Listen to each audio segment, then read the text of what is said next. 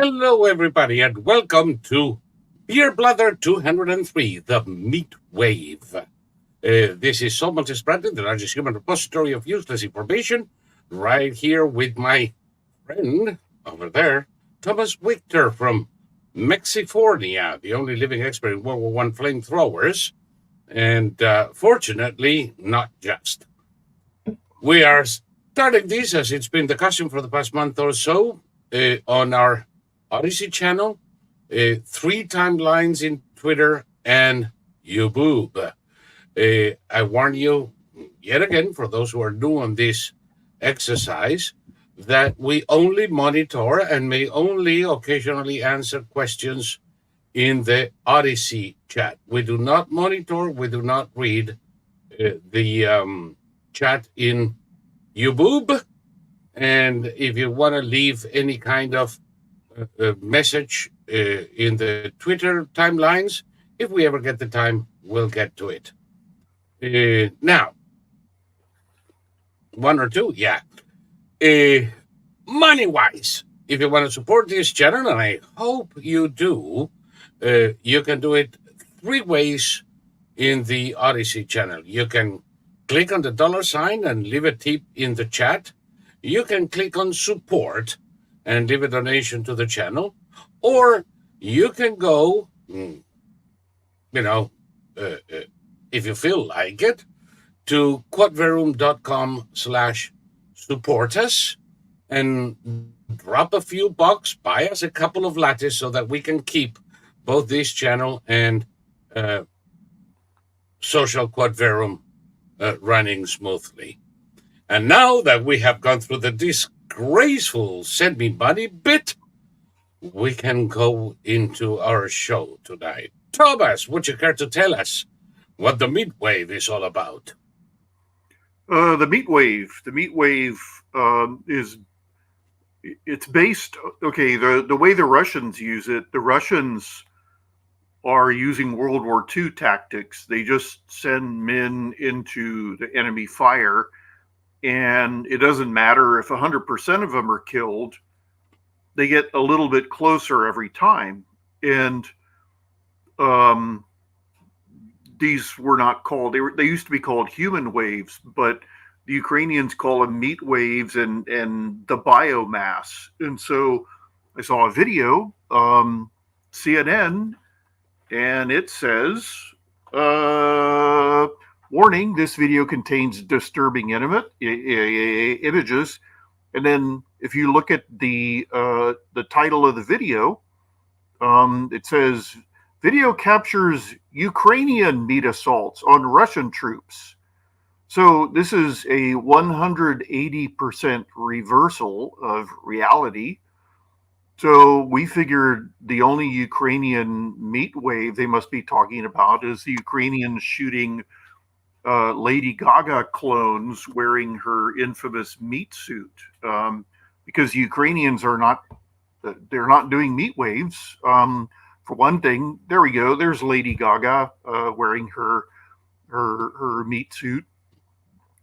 The Ukrainians don't do this because they value human life, and they don't have the population of Russia.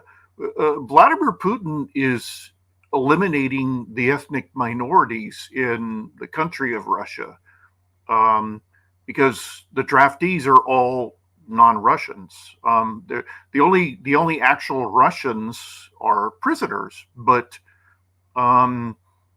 the people who Putin considers valuable are the Russians, ethnic Russians, and they're not being sent to die in Ukraine. And rather than start drafting them, the master race, exactly. Rather than start drafting them, it was just revealed that there's a Chinese Foreign Legion. The Chinese, there's a Cuban Legion. There's a Cuban Legion. They're hiring Somalis. They're hiring just think of any third world crap hole, and they're bringing people in. The Chinese have decided they don't want to fight in Russia anymore because they're being used in meat assaults and they get no medical attention. And as you know, the Chinese are,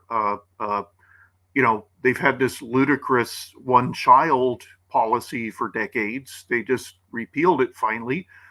And since the Chinese don't actually value females, if they gave birth to a female, they murdered her. It was infanticide. And so whoever's in their armed forces, there's no doubt that the reports are that the Chinese Foreign Legion are all basically the Chinese equivalent of contract soldiers.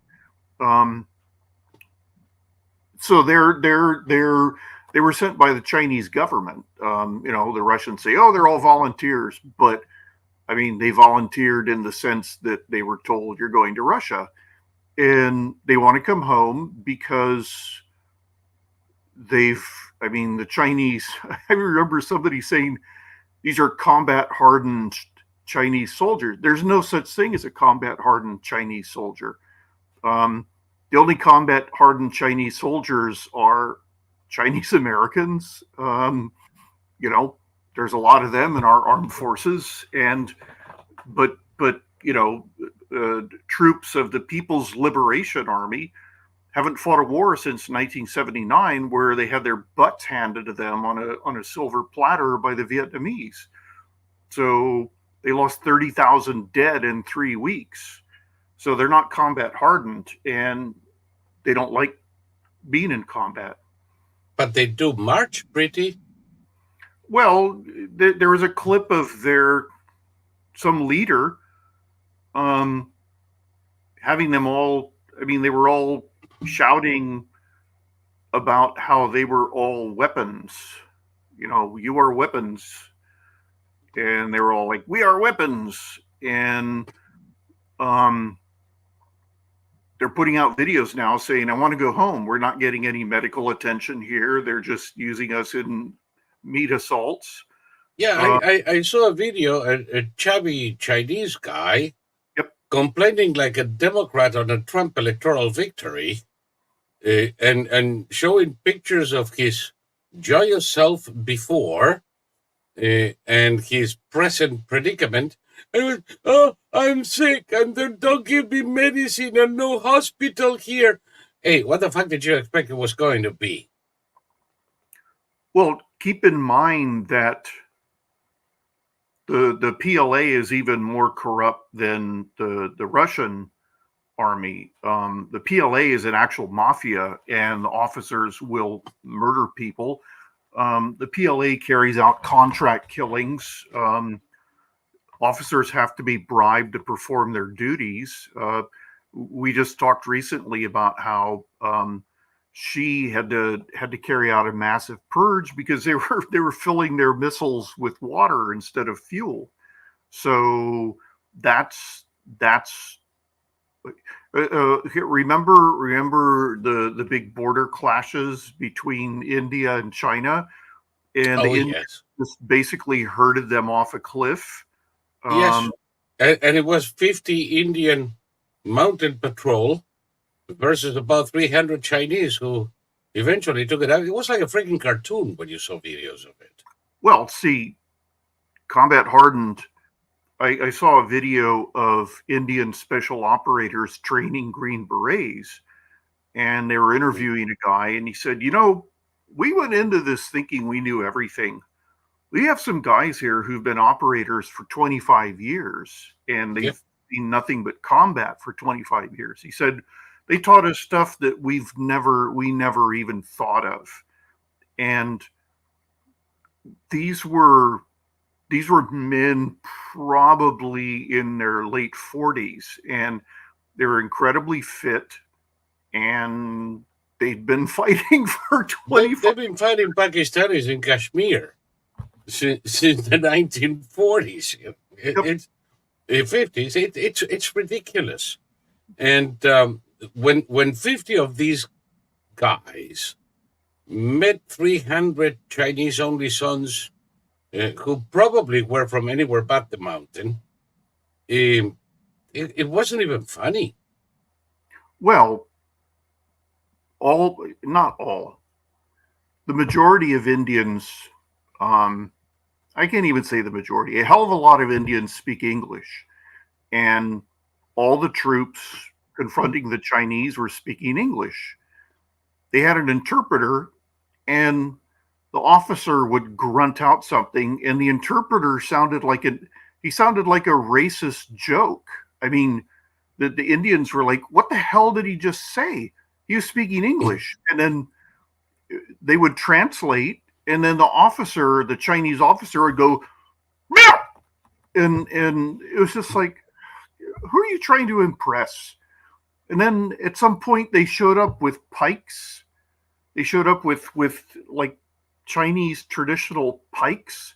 Yes. I mean, the only way a pike works, I mean, these were like 9 feet tall.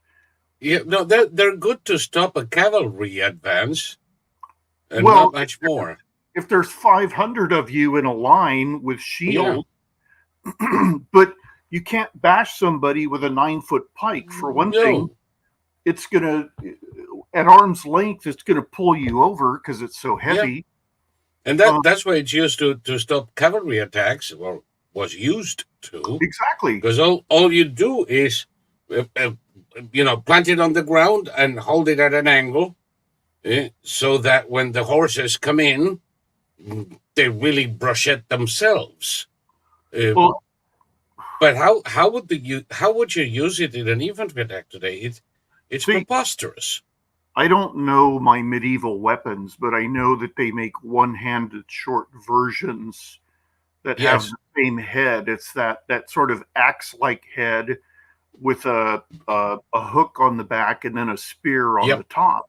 Oh, that's a completely different weapon, my friend. Jesus. Okay, somebody's blowing things up. Oh, lovely. Sorry, but what? It's not Cinco de Mayo. What the crap are they celebrating? It's all year round. Cartel Day. The people from the old country have brought all their little traditions, and one of them is to make as much noise as possible at all times. So all the newcomers have cars with no exhaust pipes, and they like to blow things up year round. And all our cops now weigh 400 pounds, and it's like, don't bother calling the cops. You're on your own. So anyway, if I get distracted, it's because they're blowing things up, and it's okay.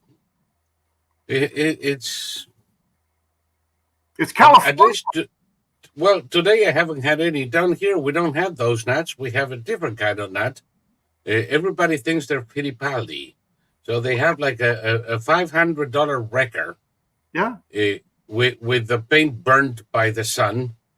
But they take the mufflers out, and they go through the street like, and it's like a Fiat 600. Give me a fucking break. You're not racing Formula One, asshole. Well, everybody here now drives like maniacs, and they die in enormous numbers, and that's good. Well, it's Darwinism in action. There's multiple police body cam channels now, and there's this legendary piece that it took place in California. A guy was going 120 miles an hour, 25 years old. It was his first date with a girl. The cop said, you don't want to die on your first date. I know. So the cop gave him the ticket. They were very cooperative. 5 minutes later, he gets a call to show up to a car accident. Same car went under a truck, and both of them were decapitated. And the cop was in shock, and he was like, I just gave him a ticket for this. And he was like, oh, they're so young. And it's like, look, buddy, Don't worry about it. Darwinism in action. And as far as I'm concerned, it wasn't a tragedy. It was, if somebody takes a pair of tweezers and sticks them in a 220 volt outlet and dies, that's not a tragedy. That's Darwinism in action. That's natural selection. It's natural selection. And yes. These people, they blow their hands off, so they have to get hooks because they can't afford anything else. When you have 500 Russians sending an infantry assault on American artillery in Deir ez-Zor, it's natural selection. It's natural selection. And okay, the big thing now is that, we've abandoned Ukraine. We haven't abandoned Ukraine. The deal is that for the Republicans to sign on, okay, remember the Republican, the Senate deal that they came up with, that you and I basically said this was like no victory for the Democrats. No, and it's a no-brainer to sign on to it. It's a no-brainer. Okay, what's happened to that? Has it been sent to the House? Oh, it passed in the House with 319 votes in favor and 100 plus against. About half the Republicans and nearly all the Democrats voted for it. Yeah. So Ukrainian, which is what we would have expected, Of course, it wasn't anything. It was symbolic. It was a symbolic victory. Yeah. Just like Putin taking this stupid village, so when he runs for president unopposed, I mean, he'll have somebody opposing him, and that person will have a minder who's got a gun next to his head. Yeah, and everybody who shows up with their vote will be taken out of their hand, and then the vote for Putin. Or they won't even. I mean, it won't even. You'll get to vote. It won't even come to that. You'll get to vote for real, and then they'll just they'll burn all the boxes. So you look at that, Putin won. He'll come out and he'll cry. I'm so glad you trust me, and see, I gave you Avdiivka. The world. I mean, CNN is a symptom of everything that's going on right now. I listened to a Ukrainian airline pilot named Denis Davidov, very great guy, but he's when it comes to Trump, he's blind, and he says that if Trump is elected, the world will spiral into chaos. And it's like, wow, Dennis, Trump was elected. Remember, he was president. Did Russia invade Ukraine when Trump was president? No.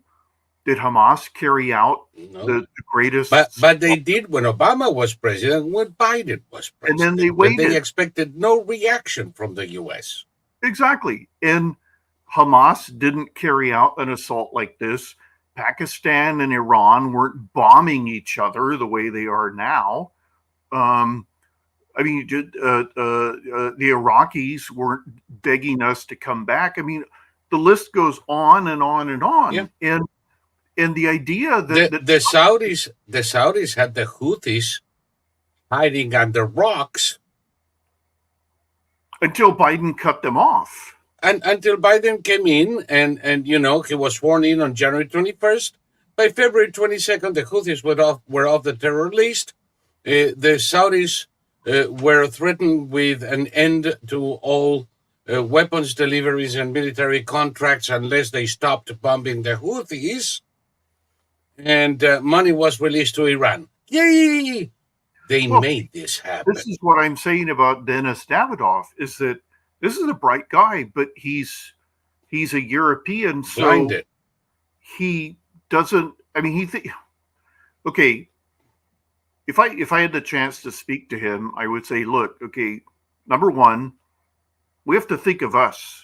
I know you think that open borders isn't a big thing. It is a big thing.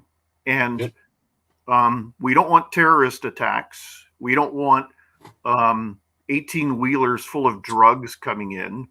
We don't want all these things. So we have to think of us first, Dennis. And number two, Trump has already said if Russia doesn't agree to various terms, which Trump knows they're not going to agree, then he's going to give Ukraine the best weapons they've ever had, and the war is going to be over in record time. Yep. And that's how Trump does things. Biden and everybody agreeing to send weapons to Ukraine. This is a half-assed support. This is half-assed support. At best. I've been calling it nickel and diming Ukraine. We've been giving Ukraine 40-year-old trash while pretending we're being generous. Did you know that they still haven't gotten their F-16s yet because there's some bureaucratic holdup in the EU? In DC? In the EU and in DC. Yeah. So the Brits have already trained the Ukrainian pilots. The Dutch have already made a donation of their fleet, of their entire fleet of F-16s, by the way. Of course. But we're nickel and diming them. And now, of course, people speak as if the U.S. was the only one giving aid to Ukraine. There are 49 other countries pitching in. Countries that don't even want to be mentioned, like suddenly Pakistani artillery is showing up in Ukraine. What the hell is that? That's amazing. But the way Trump does something is if he's going to do something, he goes all in, because Trump understands war is a terrible thing. But if you're going to wage war, you have to wage it to win, and you have to wage it in order to be over as quickly as possible. So that's what would happen under Trump. And the Ukrainians have shown themselves time and time again. They learned how to use the HIMARS in 45 minutes. That was what the people training them said. I can tell you, I spoke with a lot of folks in Fort Campbell who were training Ukrainians in Romania, about 3 miles from the border. Right. And they were all enthusiastic about their careers. They thought they were fast learners, that they caught up faster than anybody they had trained before. They completed their training rounds, and that was it. Well, and everybody that has had anything to do can tell you how dedicated and able the Ukrainian army is. They're using the Bradley infantry fighting vehicle as a tank. And they're destroying the best tanks that the Russians can produce. Exactly, because the Russians are the people who, they're CNN, they're Joe Biden, they're incompetent. And the T-90 tank has only cameras. It doesn't have manual periscopes. So the Ukrainian Bradley, the gun is very accurate. They got very close and they blew up all the optics. So first the tank was blind. So the tank started firing wildly. And of course it didn't hit anything. The Ukrainians kept firing and they managed to get something in between the turret and the hull. So the turret started spinning completely out of control. They tried to drive away blind. They ran into a tree. They evacuated, and then the Ukrainians blew up the tank. Yeah, I would recommend to the Russians to have accommodations for a dog in the T-90, because if they're going to be blind, trying to find targets in the tank, you might as well use the blind for it. Yeah. And save the people who can't see for other purposes. This is beyond stupid yet again. And the tank that you were talking about was a T-90. So here we have essentially a troop transport that is 40 fucking years old, that was decommissioned in the 90s by the U.S. Army, taking out the latest in tank technology that the Russians can produce. Yeah. No, I mean, it's mind-boggling. It's mind-boggling, and it's just proof that the Russians got as far as they did by the West letting them get that, enabling them. Yeah, just like the Yeah. Chinese. The Chinese are the People's Liberation Army is even worse than the Russians. Multiple Chinese former chiefs of staff have said, if we have to fight the West, we're doomed. And in 24 hours. In 24 hours. In 2018, the Japanese reactivated their Marine Corps, and within a year, Japanese Marines were training U.S. Marines. So, And by the way, Japan is changing its stance in ways that most people don't even suspect. Of course not. Yeah, and their new navy, and they're building ships for a fraction of our cost. Yeah. But a fraction. I mean, something that would cost us $18 billion, they can build for $1. Yep. And they're not chippy chappy. They are. I would say, in some respects, nothing is as advanced as the systems we have, but it is as capable as the best out there, barring the U.S. Well, okay, the Japanese, their constitution technically doesn't allow them to have offensive weaponry, so they've gotten around that. They don't have aircraft carriers. They have helicopter destroyers, which are basically what we call Jeep carriers in World War II. They're aircraft carriers, and now that they have the F-35 Lightning II,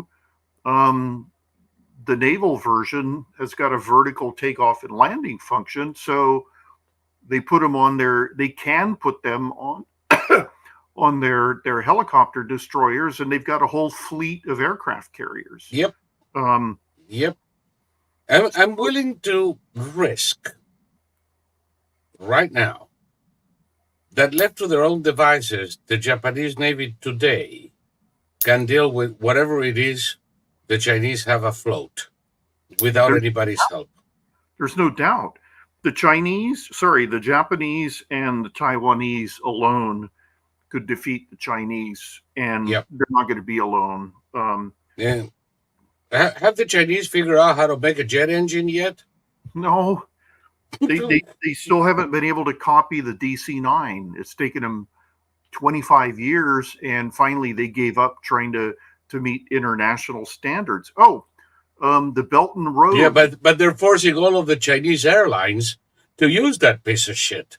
Yeah, so don't go fly in China. Not if you want to. And some wise guy out there is going to go, well, but Boeing has problems with the 737 MAX. Yes, it's true. They have some problems. Isolated problems, I should say, much like the DC-10 had at its beginnings. And they're being taken care of. The problem with the Chinese is that the fucking wings fall off. Yeah, we don't have that problem. No. I mean, we may have problems, with the latches on a door or software that doesn't allow the pilots to override the computer, like it did happen a few years back. But, we identify the problem, we solve the problem, thank you very much. The Chinese cannot get the wings to stay attached to the plane. Yeah, see, the problem is the wing spar that goes through the fuselage and holds both wings up. And we created new wing spars for the A-10 Warthog.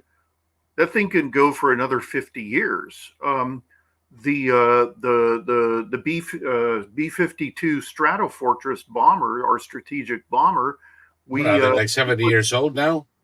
Yeah, and we put new wing spar on it. That thing's going to have a 100-year lifespan. Yep, and the Chinese DC-9 has a 2-month lifespan. Yeah, no, I mean the Chinese, and the engines are either Russian or European, because they still cannot build a fucking jet engine.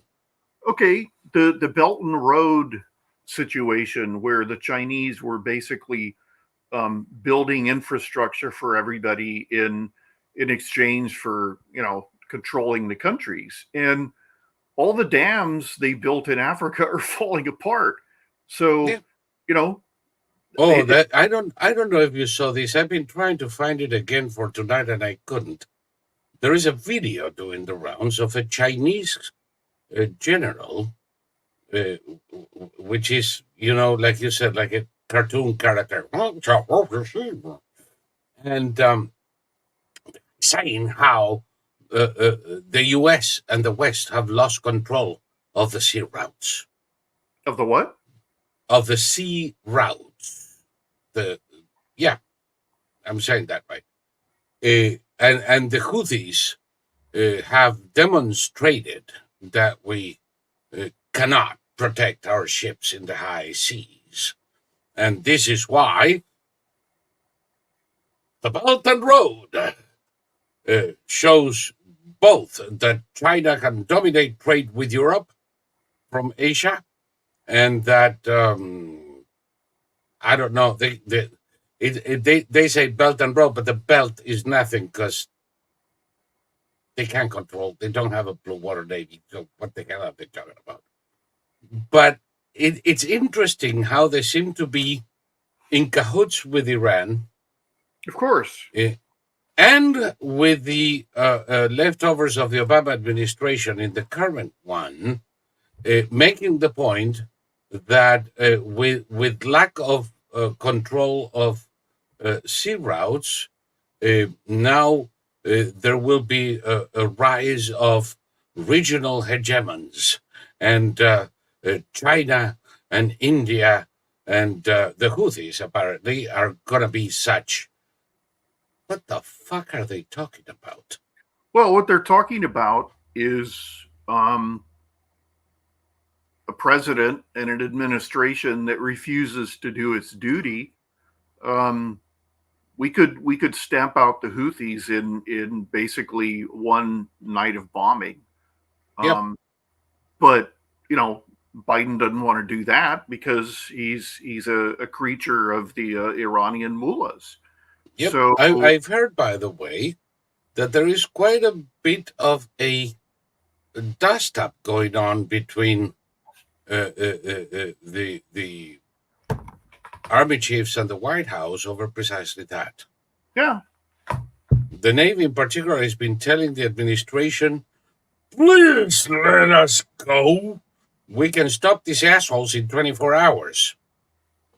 And the administration so far has steadfastly refused. of course. I mean, But the fact that they're having an argument is interesting because these things usually don't transcend, and this one is. Well, think about it. Think how bad things have to get for the political animals who serve as our chiefs of staff to want to take action. It's I mean I heard somebody talking about finally that Trump didn't put up a huge stink when Biden won in 2020 because Trump knew that our country would deeply regret electing Joe Biden. And at the time, the talking point was that he was decent. Finally, we have decency has returned. The return of decency to the White House. Diplomacy and all this like, I mean, just stuff for retarded people. And oh yeah, like the prancing about in their tits. That's decency. Yes. Okay, all of that. I mean, that's one thing, but this is major geopolitical decisions being made by people who have okay, I mean, this administration is still talking about a two-state solution for Israel and the Palestinians. I mean, that thing is not only is it dead, its funeral was held and it was buried, 500 feet underground, and then they poured concrete on top of it. The Israelis are now in the West Bank carrying out operations at an intensity matching the operations in Gaza. And Yeah, by the way, I'm bombing the living fuck out of Quds Force generals in Damascus. yeah, I mean, the whole notion that the two-state solution is still an option. I mean, this what I'm reminded of. I mean, I've mentioned this before. The stupidest animals that are alive today are possums, and when a possum decides, I thought it was Democrats. When a possum decides he wants to go into your backyard, he's going to go no matter what you do. You can spray him with a hose, you can scoop him up and throw him out, you can bash him with a broom, and he'll come back because he's got it in his little mind that he's got to go in there. I had to go IDF on Hamas on a possum not long ago in Virginia. The only way was to smoke his burrow with poison. That did it. Well, I mean, what we ended up doing was trapping this stupid bastard and driving him like up into the hills and releasing him out there, because we spent a whole night keeping this thing out of the backyard, because like they crap the size of dogs. They eat everything in sight. Oh yeah. If there's birds' nests, they murder the little birds. Fuck up your lawn. Screeching their heads off as they're getting eaten alive. You go out the next morning, there's all these little bird feet on the ground. The wings. Well, it felt like a couple of wings. Yeah, so I mean, we got him out, and just this grim, plodding, robotic insistence that absolutely has no relation to reality. Like my father once said that you can't reason with a wasp, and true. You can't reason with a wasp, and you can't reason with the Biden administration. There's no. Yep. Any more than you can reason with that possum. Yeah, and you know. And by the way, according to Jefferson, if you try to reason with any of those, you are a nut. Well, yeah. I mean, anyone who. I mean, okay. Tim Pool has a leftist sidekick who's convinced that he could have prevented the Second World War by sitting down and having a heart-to-heart with Hitler. And oh yeah, trying to explain. Neville Chamberlain had the same idea. Yeah, I mean, trying to speak to Hitler like that would be like trying to speak to a possum. Hitler would have no idea what the hell you're talking about. If you say you're going to be hurting people, you're going to be killing people, he'd be like, well, "That's the point. That's the point. We want to exterminate a lot. Idea. Yes. We want to exterminate Slavs. We want to exterminate Jewish people. We want to exterminate gypsies. So of course, gypsies, homos, Jews, you name it. And the idea, blacks, the sheer arrogance that you could just, it's like, remember when all those activists went to Iraq to talk sense into first Al-Qaeda, then the Islamic State? Yes. And they all ended up decapitated. My favorite ones were the assholes who were going to go through ISIS territory in Syria with a motorcycle, spreading peace and goodwill to show that we're all humans. How long did they last? 5 days? Well, I mean, it's happened multiple times, and then they were decapitated, of course. You know, I saw a Canadian biker, an idiot with a pierced nose, who had a bike that was so heavy that if it fell over, she couldn't get it up, and she was going all through the Middle East, and her bike fell over, and this car just came out of nowhere, and there were a couple of men, and they helped her up, and then they said, look, they both spoke English, and they said, what you're doing is insane. Like, you're lucky that we happen to come along, but you have a very good chance of dying. And she went, oh, what do you know? It's like, well, they're natives of the country. They know the culture, you arrogant bitch. And then later on, she found it was like a fishing boat in the middle of the desert, and it was very well preserved. So she got on board and she was like exploring, and a Mercedes pulled up and a man gets out and he says, what are you doing on my boat? She's like, oh, I didn't know anybody owned it. And she said, everybody in the area knows this is mine. You need to get off right now and you need to leave. You need to get off my property. She's like, you don't have to be so huffy about it.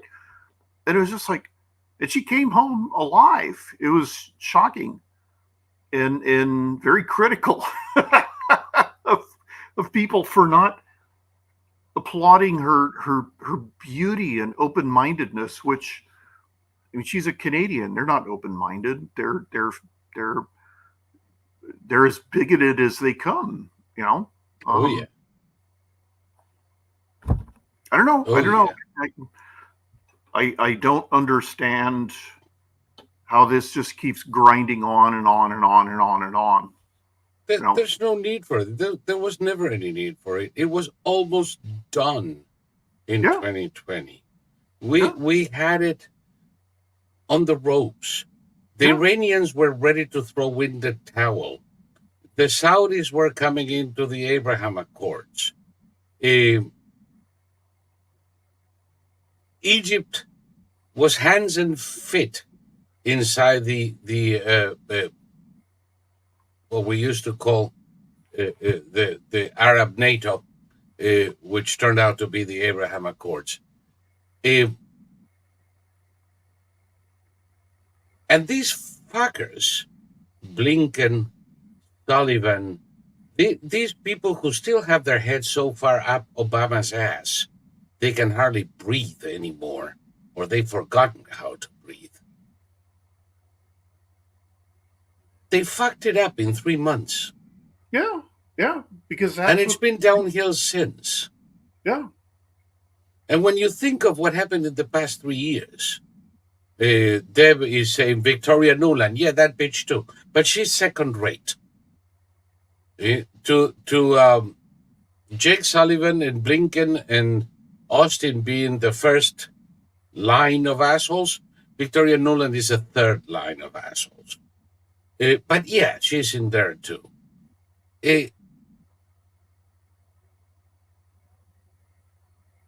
When you speak about the debacle in Afghanistan, the shameful withdrawal from Afghanistan, the press conferences of General Milley and Austin telling everybody how the Taliban would not be able to take control of the Afghan government for at least 2 years after the U.S. departure. And of course, you and I that very day would say, he's nuts. It's going to take him 2 hours. The Taliban had already taken control of 17 provinces and was surrounding the capitals. It was a matter of minutes to complete the occupation. Think about what he said.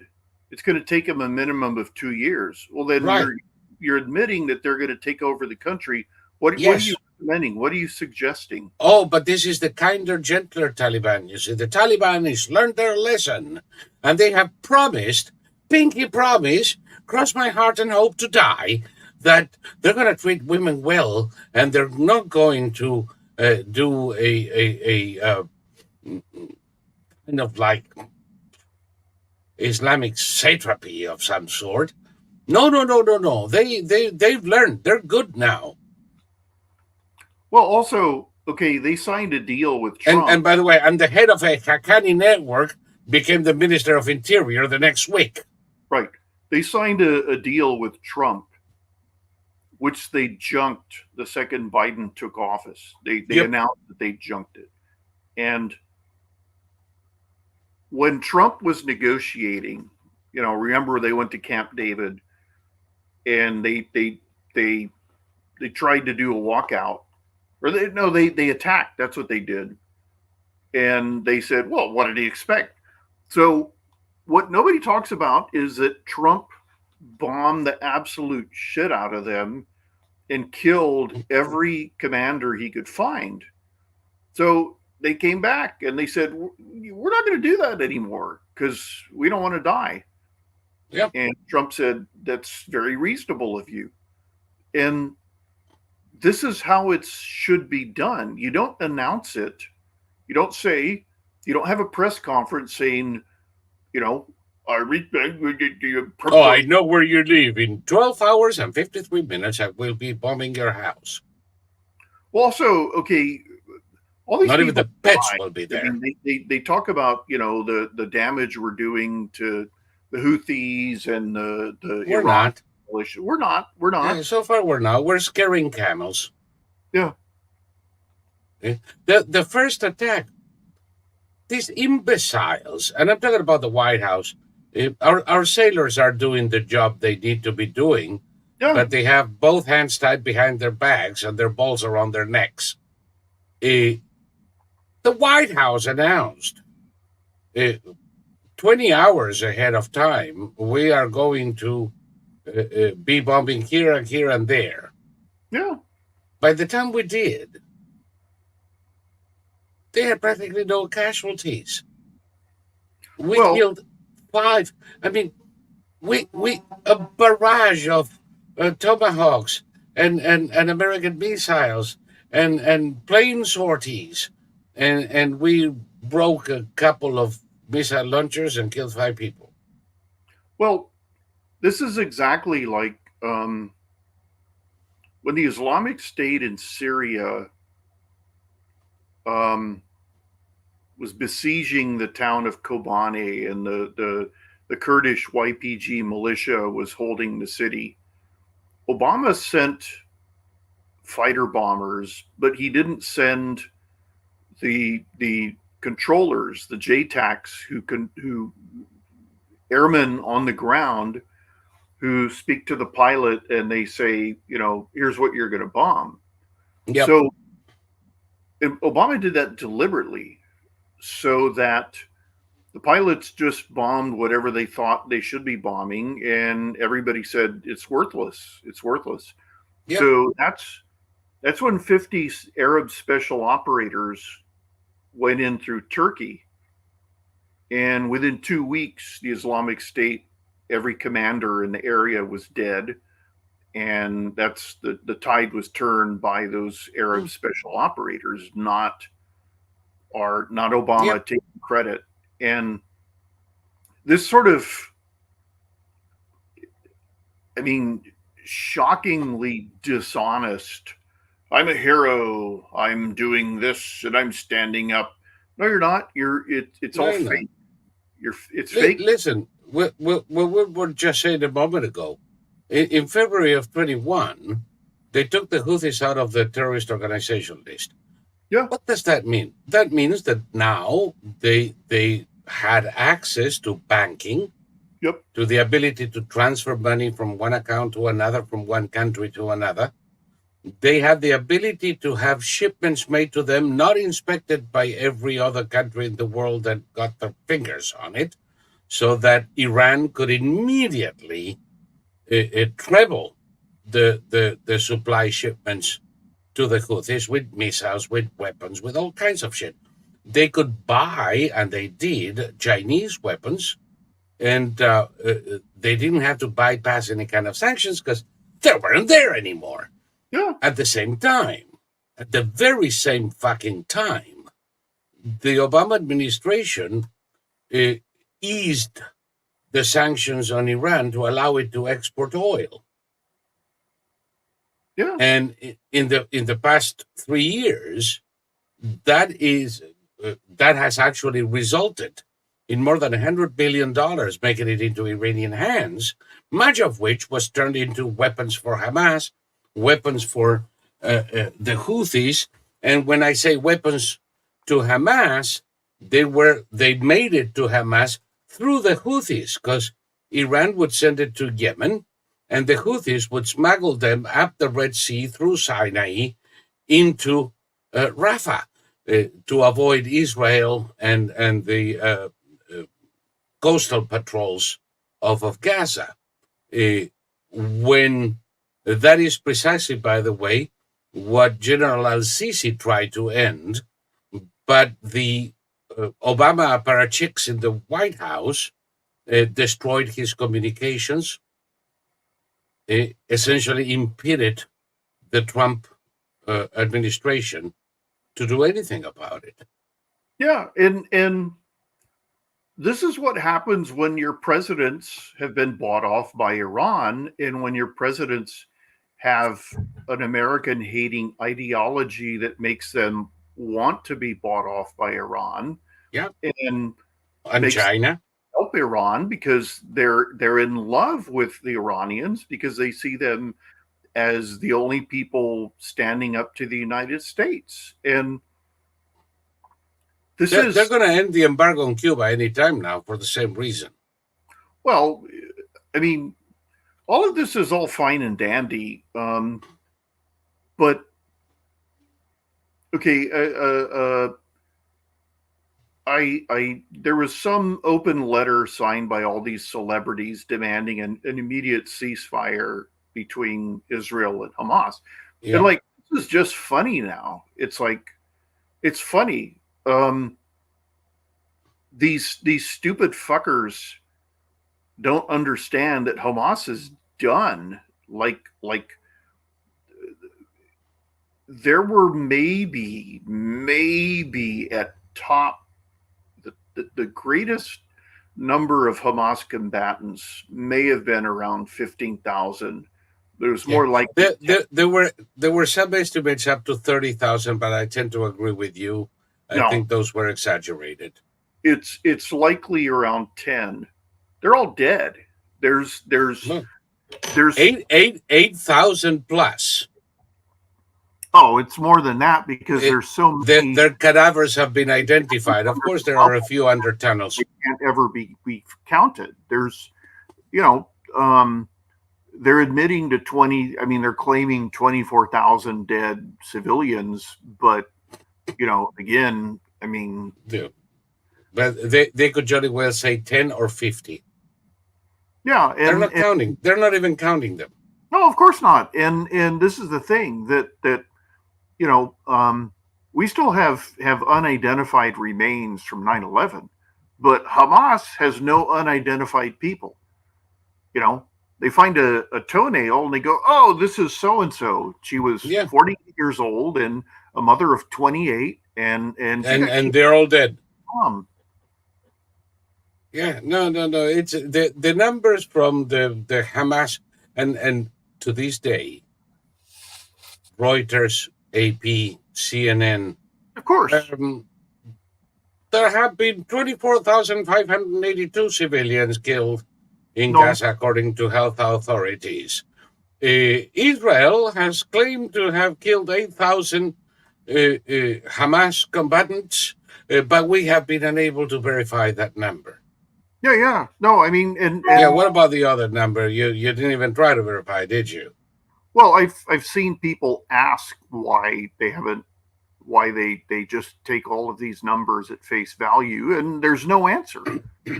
There's no answer. Because it's convenient. Because it fits their a priori narrative. We're in an era where people no longer have shame, and there's all these terms like fat shaming someone and all that. Nobody feels shame. You could be a 400-pound woman who crams down 50,000 calories a day, and I see them at the Walmart in Hallandale Beach Boulevard with fucking yoga pants. Of course, they have no shame. Yeah, and when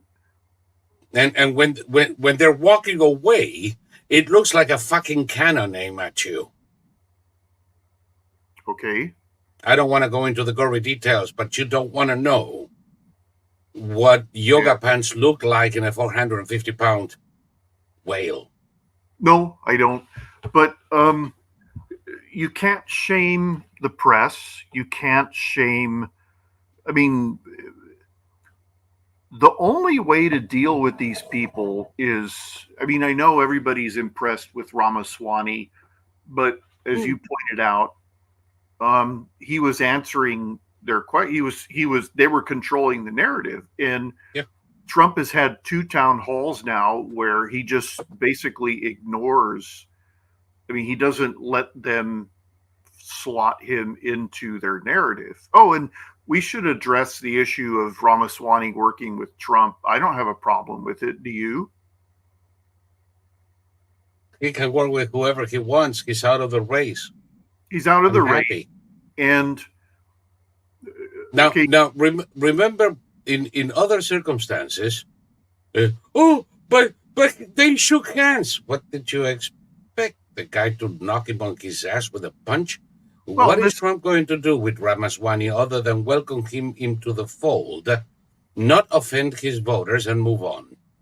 well, that's the thing. And you know, if he gives him a cabinet position, I don't care. Make him head of.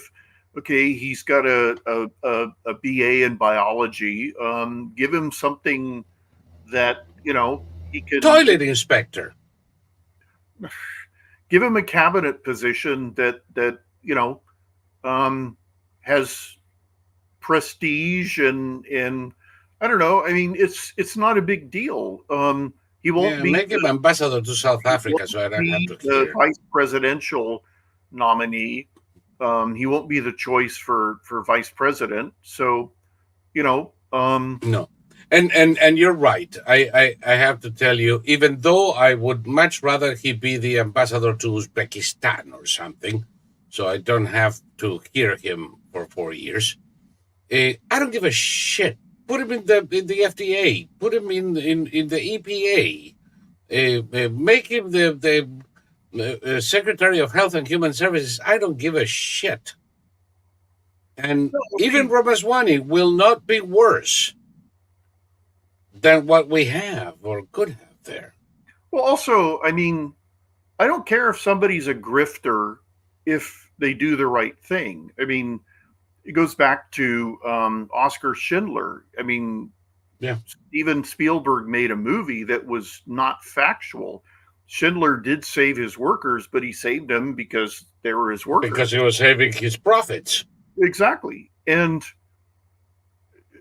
the Israelis recognize that. Everybody recognizes that. But see, they didn't actually care.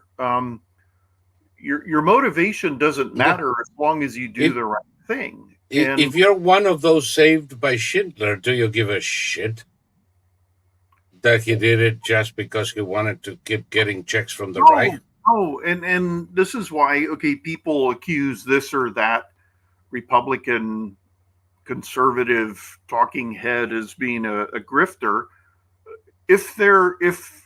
I mean, I don't care if they're not stabbing anyone in the back. I don't care. No, I only care when they are stabbing people in the back. That exactly. It's only actions that matter to me. It's not. I don't care, and let me clarify that, because you're probably going to agree with me, but I want people out there to hear it from us. I don't give a shit about people making money on the internet or off of viewers. I don't care if they make 10,000, 10 million, or 100 million. More power to them. I am a capitalist. And as long as people are willing to pay for a product, I have nothing to say. I only have something to say when the person, whether they're making a lot of money or they're doing it out of the kindness of their hearts, is dangerous to America or are betraying the very people they pretend to represent. Yeah. When they attack capitalism, when they attack America, when their message boils down to Republicans can be better socialists than the socialists, that is where I draw the line. Well, when they're openly pro-Russian and they're repeating, for instance, propaganda word for word, and they're lying about the Ukrainians and they're misrepresenting the reality of NATO and all of that, and America's interests in all of those, and Americans' interests. I mean, that's no different than Joe Biden helping out the Iranians and the Chinese. No. the Russians. I mean, for that matter. I mean, the Ukraine could have won this war if we'd given them the weaponry in short order. Now there are right off the bat. There are limitations to, I mean, you can't just start pumping out. But I'll tell you more. Jesus. If we had supported the Ukrainians in 2021 and had provided defensive weapons for them, this invasion would have never happened. We did provide some, but not enough. Not even close. No, not even close. I mean, you don't want to give them, say, F-35 Lightning No.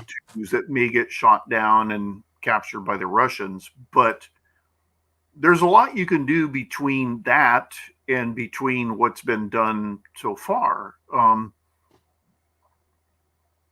And there are limitations.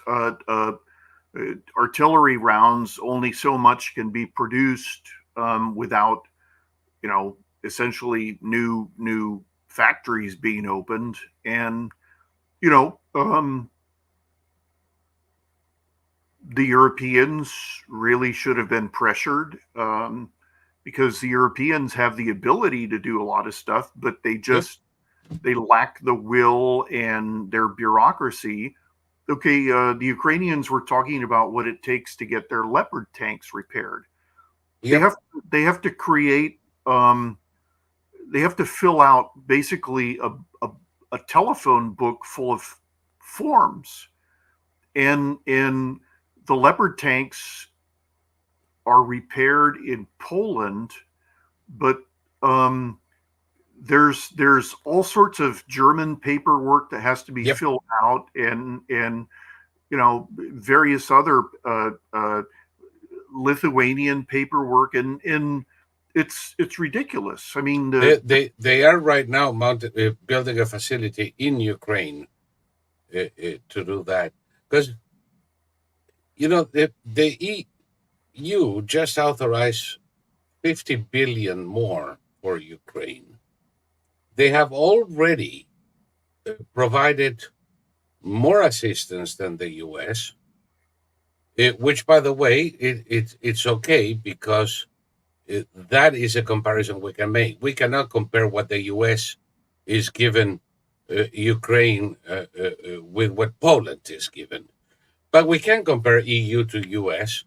And right now, the European Union is provided about 20% more in money and equipment than the U.S., which has provided equipment alone.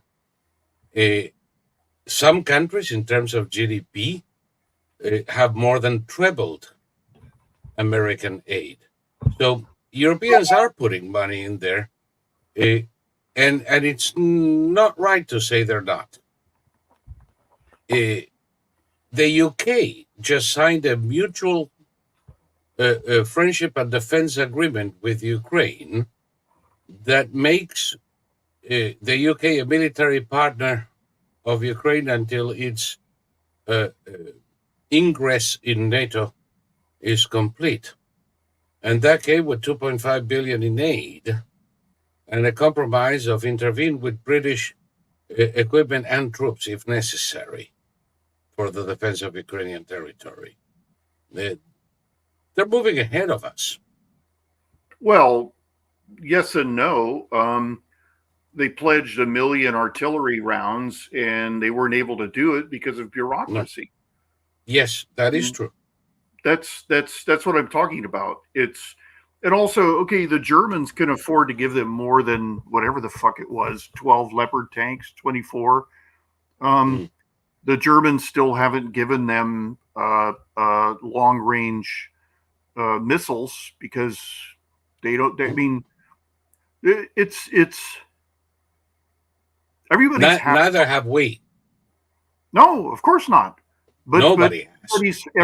Everybody was afraid. Half-assing it, and this is no way this is no way to fight Russia. Yep. The multiple European countries are warning that the Russians are going to make a try for NATO countries, and it's like, okay, then speed up everything to help the Ukrainians defeat them now, rather than telling your folks to start stocking up because you may have a war with Russia. And we have come already close a couple of times. There have been Russian missiles landing in Romania. Yeah, and they're not doing anything in return. Not yet, because as long as they can chalk it to an accident or an unintentional, they can move on. But eventually, Russians are going to do something stupid. They're Russians. They've already sent missiles that took a shortcut through Romanian space on their way to Ukraine. Through Poland. Through Poland. The missiles that hit Ukraine, actually, they were trying, because in order to protect ships exporting cereal from Odessa, they moved the loading up the Danube. And that area, one side of the Danube is Ukraine, the other side is Romania. And a couple of them hit the Romanian side. So there was a little bit of a hullabaloo, and the Russians have abstained from bombing the Danube since. Yeah, no, I'm not talking about that. I'm talking about missiles targeting Ukraine that have gone through NATO airspace. And yes, that would be in Poland. Yeah, and the target, I think, was Lviv. Right, and so the Europeans have every capability of retaliating, and they haven't. It's an amazing situation, because they went from starting wars every 20 years to like refusing to even fight a war intelligently. Yep. I mean, the Russians have proven that they're shit, that they can't put up a fight against an advanced armed force. And this insistence on treating them with kid gloves after they took Crimea, after they invaded Ukraine, it's amazing. There's no bottom to what. There's no end in sight to what the Russians can do that'll make the Europeans finally say, okay, it's time to like hit them really fucking hard. And they could do that. They could do that quite easily, but they don't want to. And it's inexplicable to me. They would rather tell their civilians to prepare for a war with Russia rather than fully head off the war by letting the Russians know that that's not a good idea. I mean, you just said they're going to try something stupid. They wouldn't if they were pounded flat right now. No, that's the thing. And by the way, if we had given longer range ATACMS to the Ukrainians, and we have them, we even have stores that we need to destroy pretty soon. There wouldn't be a Kerch Bridge today. Yeah. Everything that the Ukrainians are trying to do in parts of Crimea, the Kerch Bridge, the logistics support coming in from Novosibirsk, from Rostov, they could have kept that at bay a long time ago. And they have to deal with this with Kakabimi drones. Remember the wooden drones from Australia, for instance? I mean, those are toys. It's amazing what they managed to do with it, but let's face it, you can't fight a war with that shit.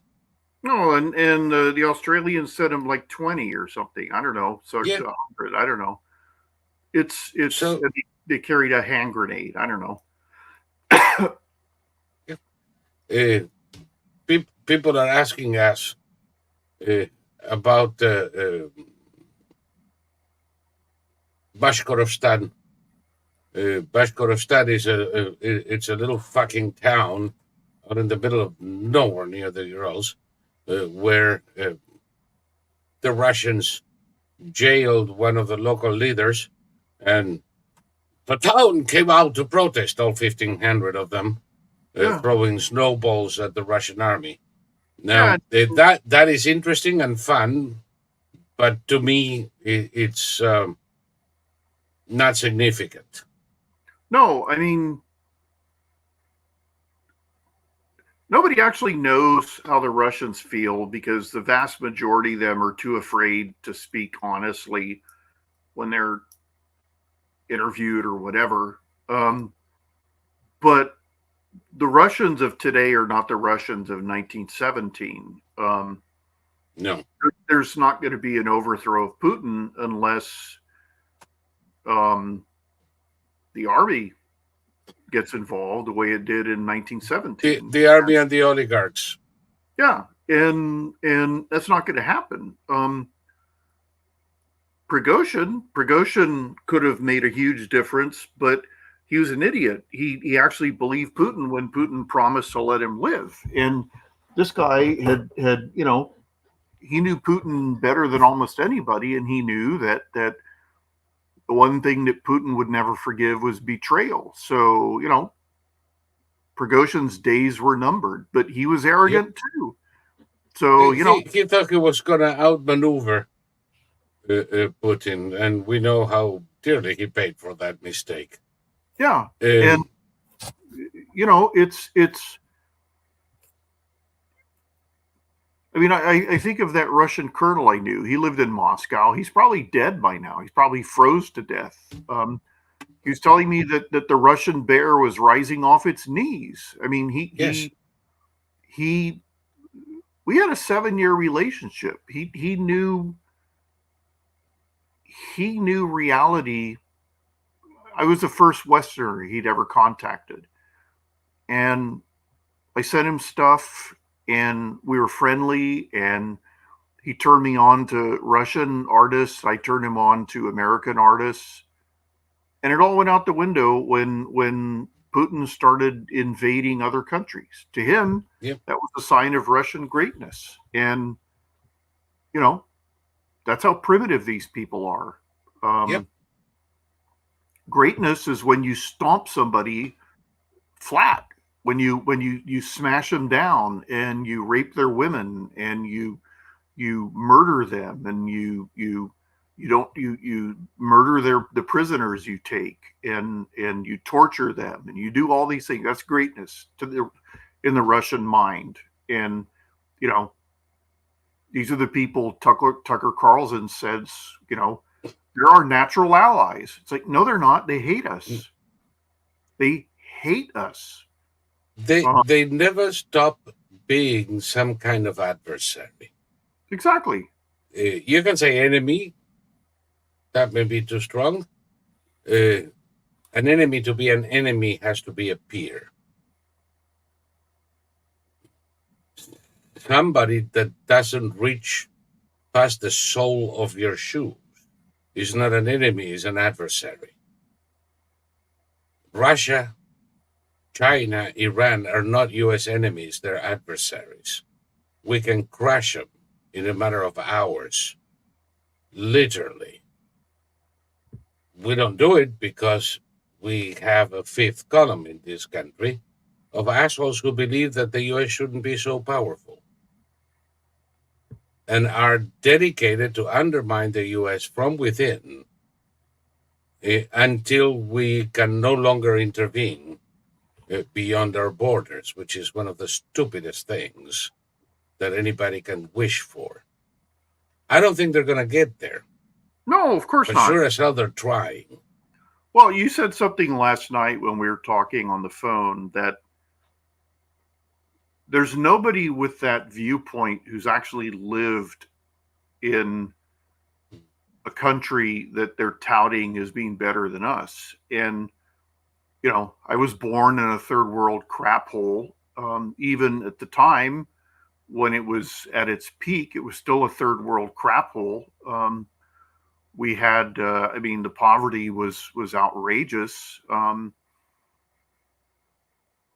And I lived in the pinnacle of European success, which is Norway. And Norway was, to this day, the worst country I've ever lived in.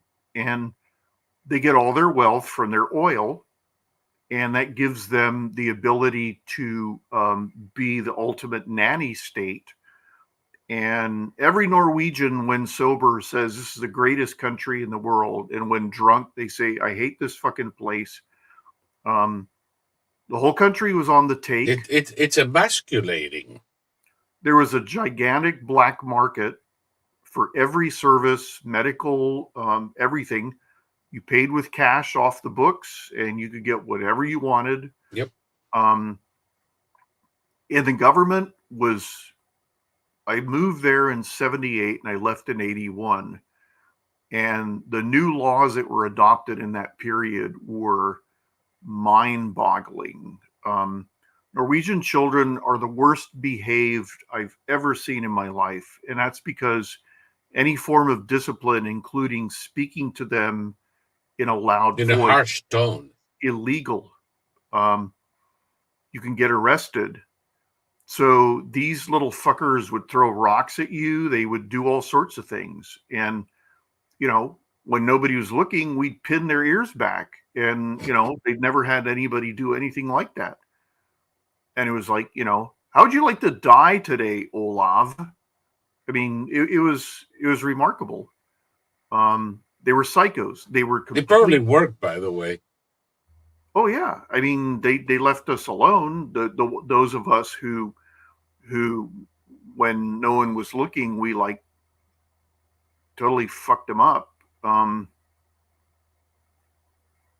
I mean, these kids, they broke every law imaginable. They were all hoodlums in the making, and they were supposed to be like perfect little citizens after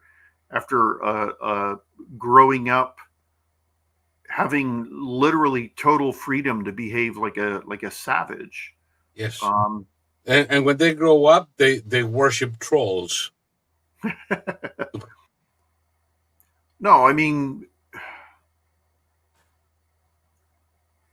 we were. I mean, they're not friendly people at all, and so we were only invited to 2 Norwegian homes. Once was for a party, and once was for dinner, and it was just so utterly screwed up. I mean, there were all these traditions that you had to follow, and everything was regimented. And I mean, I love Norwegian food. The bread was great. The cheese was great. You know, you'd have not the loaded fish. I don't even know if that's Norwegian. That may be just Minnesotan. No, but whatever. But everything about the society was problematic, and it was so utterly corrupt that you never had any peace of mind. And they were dangerous people. They were big, brawny, dangerous people who always wanted to fight. They always got drunk. They would drink like Russians, and they always wanted to fight. And they always wanted to fight, and they always wanted to bitch about America and Ronald Reagan. And I would tell them, I'm too young to vote. Why are you telling me this shit?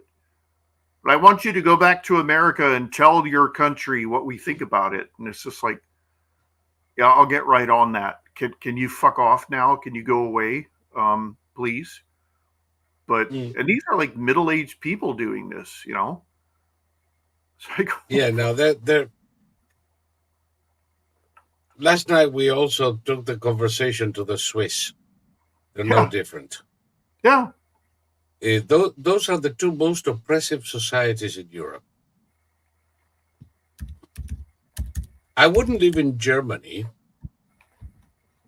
but because Germans are too much into each other's business. Oh, yeah. Germans are the biggest busybodies of Europe. They want to know what you do, when you do it, who you do it with, who you don't do it with. They observe each other constantly. They gossip about each other constantly, and that creates a Peyton Place atmosphere to Germany. But bother be as that may, is nothing compared to the police state oppression in Switzerland and in Norway. I'm not entirely sure there is another country in Europe that can match either of those two.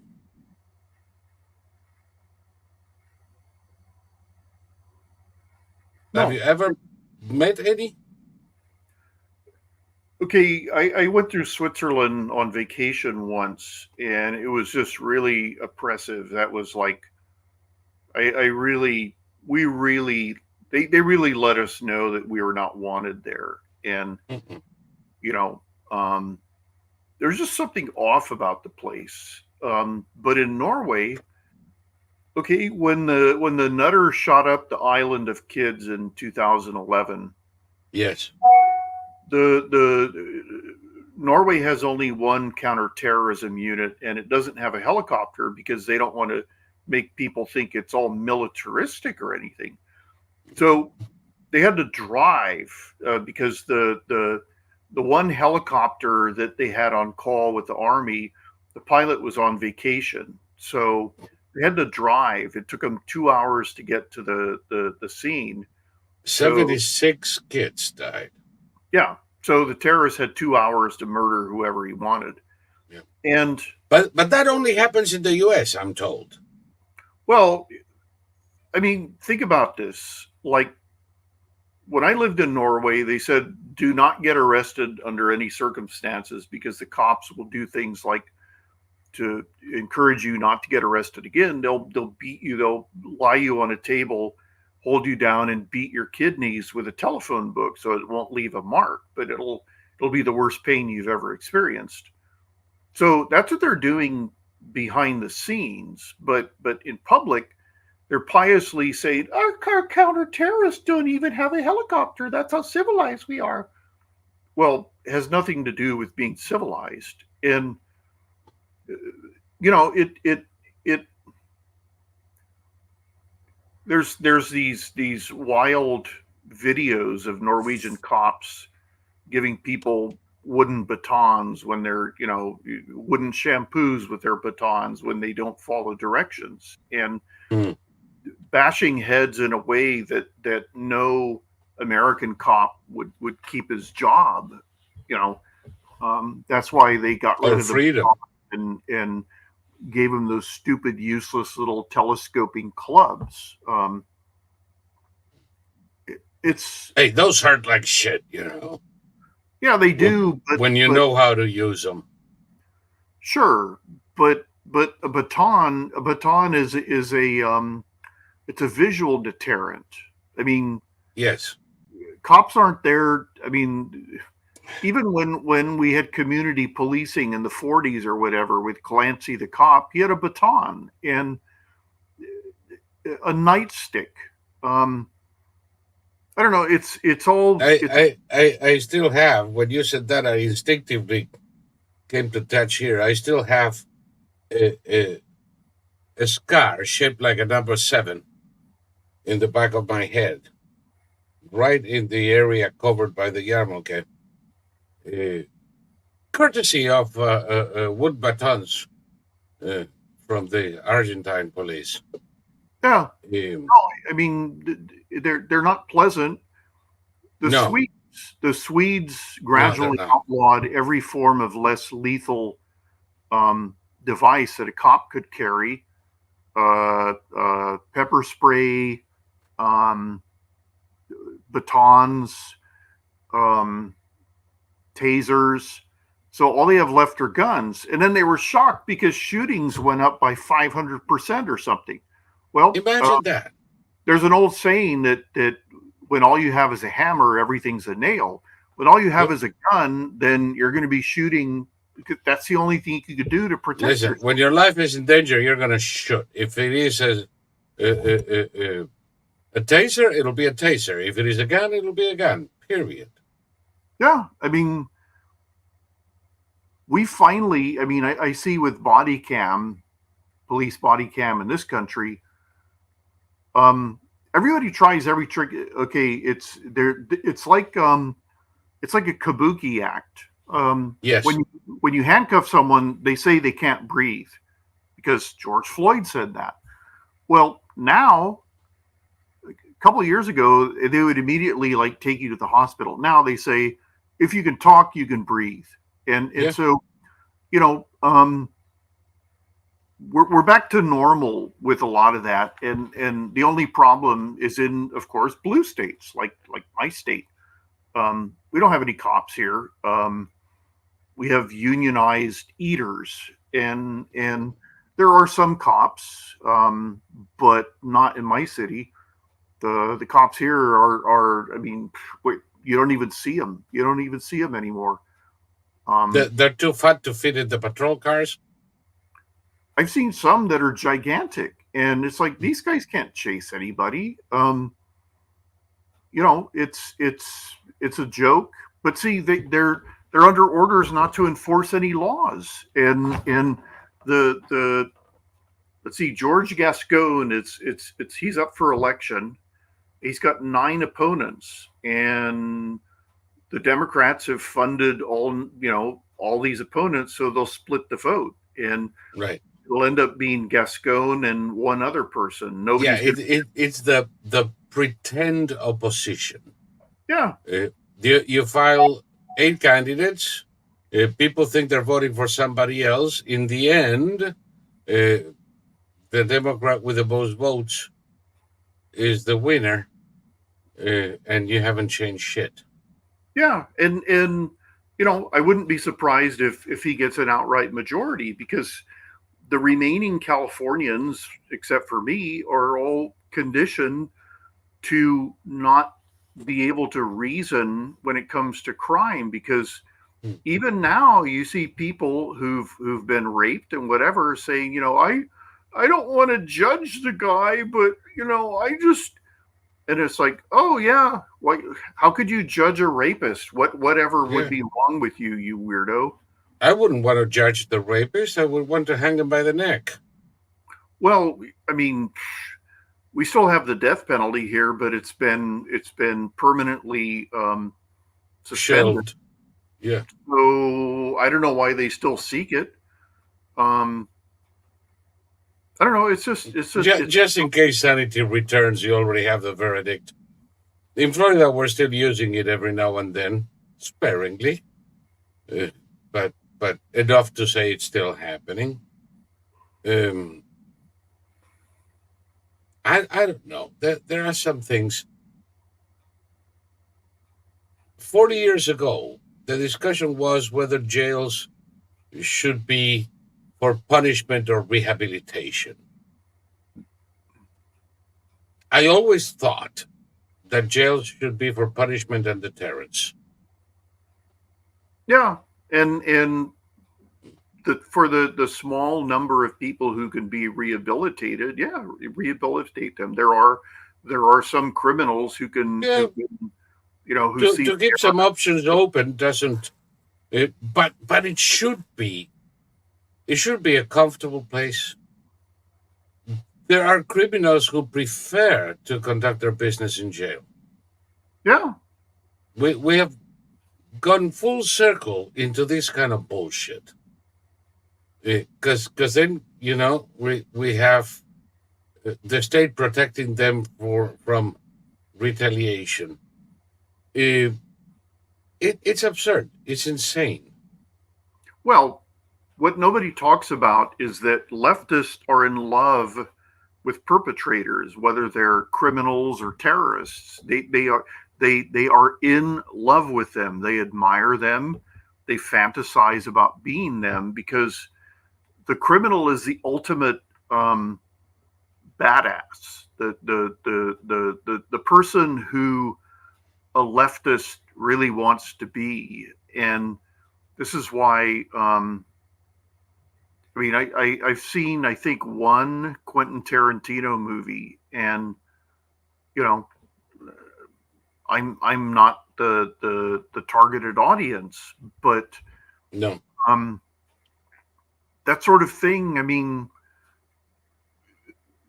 you okay, the all the woke movies being made with the female leads, they're literally psychopaths. They commit outrageous atrocities, and they never acknowledge them, and there's neither does anybody else. It's the weirdest thing, and that's considered, a strong, independent A strong woman. Yeah. Yeah. There is a strength in criminality. Yeah.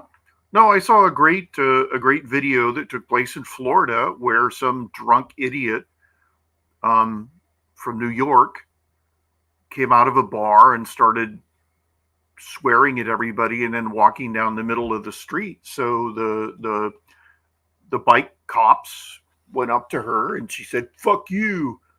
And they said, "No, no, no." And she ran through every excuse in the book and managed to talk herself into a night in jail. They were going to write her a ticket, but she was so much of a butthole. And finally, when the cop was going to get her to sign, she yanked his ticket book out of his hand, and so the cops just handcuffed her. And then that always works. That always works, doesn't it? And I'm a girl. I'm only 21 years old. I'm drunk. I'm from New York. I didn't know. It's like, well, now you know. We don't put up with that down here. You may put up with it in New York. And there was a female cop, and she said, "Look, you decided to be an asshole, and now you're going to jail." And I don't know. It was remarkable to me, because there's no way in the world in California it wouldn't happen. Well, California, she would have been allowed to walk in the street, for one thing. But I don't know. I mean, we've gone to the on beyond zebra phase, where nothing makes sense right now, and it can't be defended, but it is being defended. I mean, think about that.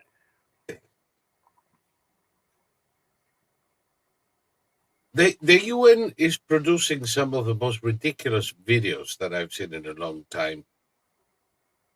In one of them, there is this guy from the commission for this shit or another, an Indian guy, and he's talking how he's demanded that Israel let him visit the detainees,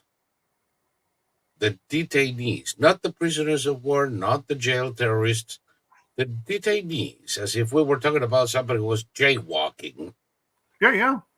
And because we want to make sure that they're treated with dignity and according to human rights. You tried to visit the fucking hostages in Gaza, you miserable shit. Yeah, if you could find any that are still alive.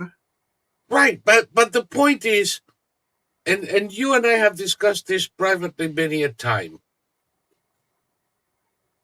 more than amoral people, more than immoral people, I have a profound contempt, almost hatred, for mystifiers of morals. Yeah. And these fuckers are mystifiers of morals. They're trying to use moral equivalency, of course, to put the IDF and Hamas on the same level. They're not. Number one, Hamas prisoners are not detainees, asshole.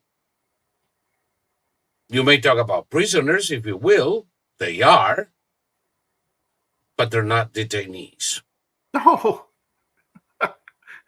They've not been detained. They're jailed. They're jailed indefinitely until the end of the conflict to begin with. And if they committed any crime, they're entitled to no more than being tried for that crime and most likely jailed for life because, unfortunately, Israel does not have the death penalty. I've heard Israelis say that they actually still have it and they might actually use it. So we'll see. Yeah, well, they did hang Eichmann. They hanged Eichmann, So but I presume for war situations, they yeah, may still have it. And I hope they do. well, see, the country is as time goes on, they get angrier about October 7th. And nobody remembers things the way the Israelis do. And I mean, this is why they're taking prisoners in Gaza, but very few. In the Battle of Fallujah in 2004, it was the U.S. Marines and the U.S. Army, and there was a BBC reporter embedded with the Marines, and she was outraged because when the Marines came across a sniper in a building, they would just level the building.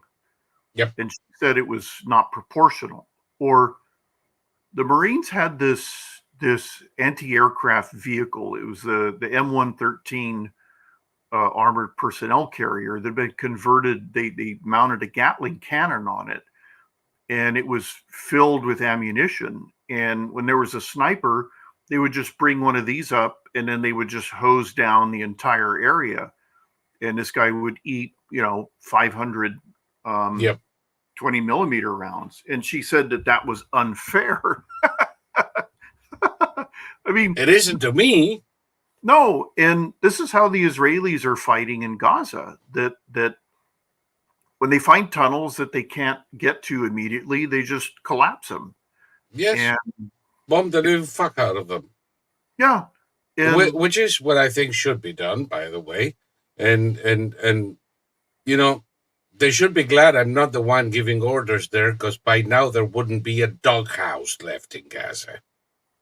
well, also, I mean, Hamas is very, very upset at the turn of events, and they tried swimming to Egypt, but the Egyptian gunboats completely Shot it back. dissuaded them of that idea. Mm-hmm. They have no future, and Yep. But Haniyeh is meeting with the Turkish government officials in Istanbul, of course, asking for help. yeah. Oh, Like that it's would gonna be come. the Turks decide to start helping Hamas. It's like, masks off. No, it's not going to happen. They may sympathize with Hamas, but they're very likely to kill Haniyeh before they compromise their NATO status. Well, also, it would be really embarrassing for the Turks. They barely got over the embarrassment of their. I mean, the Islamic State and the YPG really fucked them up in Syria. Yep. And that was like basically a terrorist group and a militia. If the Turks decided to go up against the IDF, it would be very funny. I would actually like to see it happen. Well, I would love to see how long they last, but it's not going to happen. I do remember when the Turks were smuggling weapons to Hamas. Yep. Not long ago, and the Israelis seized one or two of those ships, and Turkey raised the seas. Erdogan threatened with the fires of hell, and they broke relations, and then quietly whistled Dixie and walked away.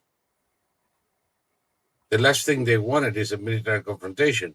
When they attempted something in defense of those ships, the Israeli gunboats filled them with lead, and that was the end of that story.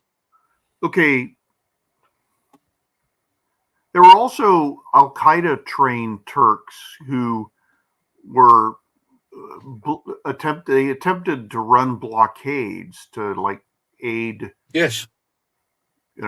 And the Israelis sent their SEALs into battle with paint guns, and they were met. I mean, they were met by people with, chains and daggers and all of that. So they killed a bunch of them, and the Turks were outraged. And it's like, well, you could be outraged, have a red bottom from diaper rash. I don't care. All these countries that are former empires, they all want to be empires again, and it's not going to happen. The era of empires is gone. All these idiots accuse us of being an empire. I mean, if we're an empire, they have no idea what the fuck empire means. The most half-assed empire that's ever existed, since we don't have any other countries that are under our belt. We don't have American consuls governing Europe as we would were we an empire in the truest sense. We don't have an emperor. No. As a matter of fact, we have a fucking idiot with Alzheimer's. But it's just as moronic as saying that democracy is at stake in this election. I mean, they're back to that because they have nothing else. And well, say the people who think that any opposition is a threat to democracy, but when they lose an election, they fight it tooth and nail and go in resistance mode. Yeah. No, I mean, it's all projection. They're projecting everything they're doing onto Trump, and it's not working. I mean, they still can't understand why Trump keeps rising in the polls and Biden keeps dropping. And it's like, well, good. Yeah. It's good. No, Trump is a dictator. Trump is a goddamn dictator. That's why he sent the National Guard to every state to quell the let's say misbehavior of Democrats. That's why he used the DOJ to persecute judicially his political opponents. That's why he used the FBI to spy on his political opponents. That's why he moved to get his political opponents out of elections, because he's a dictator, right? Well, see, I mean, this is the thing that this is like back to Dennis Davidoff saying that Trump is an agent of chaos when Trump has a record. He has a first term of global stability, and but Dennis is either unable or just refuses, or he's, I don't know. Well, no, he's pouting the talking points of the DNC. Yeah. You know who else was saying the exact same thing today? Where Trump goes, chaos follows. I supported Trump. I voted twice for Trump. I was in Trump's cabinet. I proudly serve as a blank, so you don't know who it is yet. But let's face it, folks, where Trump goes, chaos follows. So do you want to vote for somebody who's going to be followed by chaos? Or do you want to follow me, who I'm in politics because I was inspired by Hillary Clinton? No idea. Any of them. Nikki Haley in New Hampshire today. Today? Almost verbatim. Yeah, that'll win her the primary there. It was a room full of her most loyal supporters. There was a silence in that room that you would think they were at a wake. No, not even that, because at a wake there would have been somebody telling jokes. She's a political cadaver, but that is, and it is interesting that this is talking points generated by the Democrat machine, who are repeated by Denis Davidoff on one hand. I hope he spoke about airplanes, which he knows quite a bit about. Yeah. Or make a kind of like digest of military activity along the front lines in Ukraine. He can do that. Not objectively, but he can do that. But you see, Davidoff on the one hand, Nikki Haley on the other, and the Democrat talking heads on the other, they're all saying the same shit. Yeah. What does that tell you? Well, I mean, I've always said that Trump is a touchstone and a diagnostic tool. And if you are unable to see Trump clearly, there's something wrong with you. And it's something that should alarm you, because I mean, okay, Nikki Haley is a craven politician. God. She's desperately trying to win this ridiculous Hail Mary that She's a climber. She's a climber, and and pretty soon you're gonna know how many beds she climbed. Well, that's the thing. Now all of that is coming out, and female politicians simply can't survive that. Males can, but females can't. That's just the way it is. Yeah, and not long ago, male politicians didn't survive that either. If you doubt me, ask Gary Hart. Yeah. No, I mean, male politicians survived that shit since Clinton. Clinton is the guy who legitimized rape for politicians. Well, also the Me Too movement did women no favors, because everybody was a rapist, and believe all women without evidence, and it squandered all of that. And I was saying at the time, this is going to absolutely destroy the ability of women to bring legitimate charges. Yep. And that's what happens. Is it's become a verb. Oh, he was Me Too'd, and that means that it was an illegitimate charge, baseless accusation. And to support what you said then, I remember that this Carol Wench is going to put the last nail on that coffin. Who? Carol. What is it? F. Carroll? Carol something Carroll. Jean Carroll, yeah. Yeah, Jean Carroll is going to put the last nail on that coffin. Well, and she might get another conviction in a New York court. None of this shit is going to survive on appeal. No. Because there are no grounds. And when it doesn't survive on appeal, that'll be the end of it for this crap. Well, but it hurts women more than anybody else. It hurts victims. Well, the woman is insane. I mean, she named her cat Vagina, and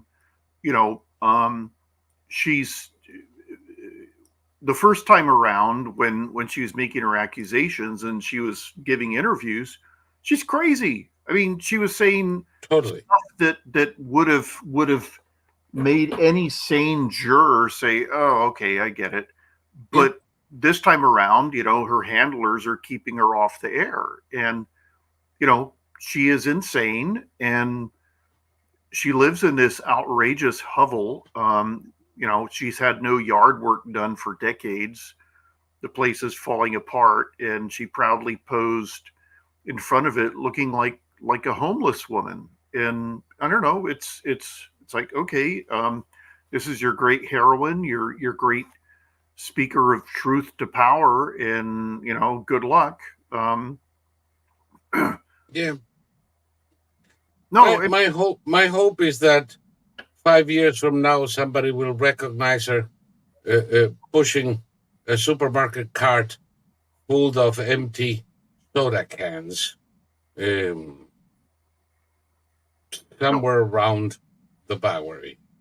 This is an era that Americans will not want to think about because it was just so awful, so pathetic, and so unbecoming of us. And people will discreetly avoid bringing it up. I won't forget it. People are already forgetting the mask mandate. People are already forgetting what these assholes did to us. Yeah, and okay, they ordered masks at all medical facilities in this state, and literally nobody is following it. Everybody just, there's all the signs up saying, you must wear a mask, and nobody's wearing a mask. So, that was a one-time deal. At the time, everybody I think so. Oh, they're getting us ready. They're conditioning us. It's a great experiment in social control. No,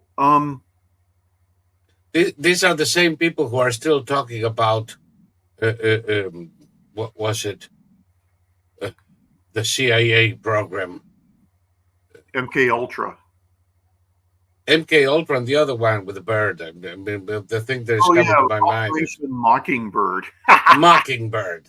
Yeah, mock my ass. The same morons. No. There were experiments in the 50s. Both the KGB and the CIA conducted them, and both came to the same conclusion. It's fucking useless. It doesn't work. Thank you very fucking much. Goodbye.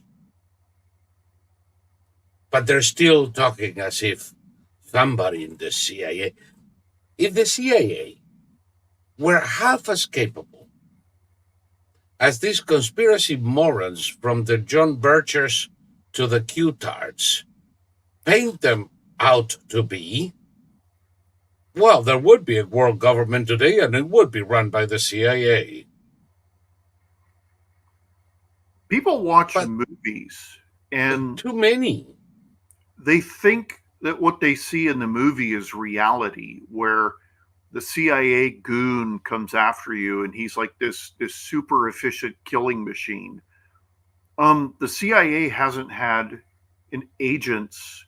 field agents for decades now, because the CIA to this day is so stupid that it believes that signals intelligence, communications are the way to go. We have case officers. When we do need agents, we recruit locals. And guess what they do? They blow up the whole station in Afghanistan, for example, and they kill the entire station, including the pregnant station chief, because the fucker who carried out the suicide bombing was a triple agent. Yeah. They do an excellent job of fucking it up every time. Every time. Every single fucking time. There is nothing they touch they don't fuck up. The same people who tell you that the CIA wants to control you and are controlling us are the same ones who tell you how the CIA tried to kill Fidel Castro 600 times. Well, I mean, just that. I don't care if it was 40 times. By the way, I'm coming out of your boob. So people in YouTube, if you're still watching us, come to Odyssey or Good night, baby, because this is it for you. I forgot to do it.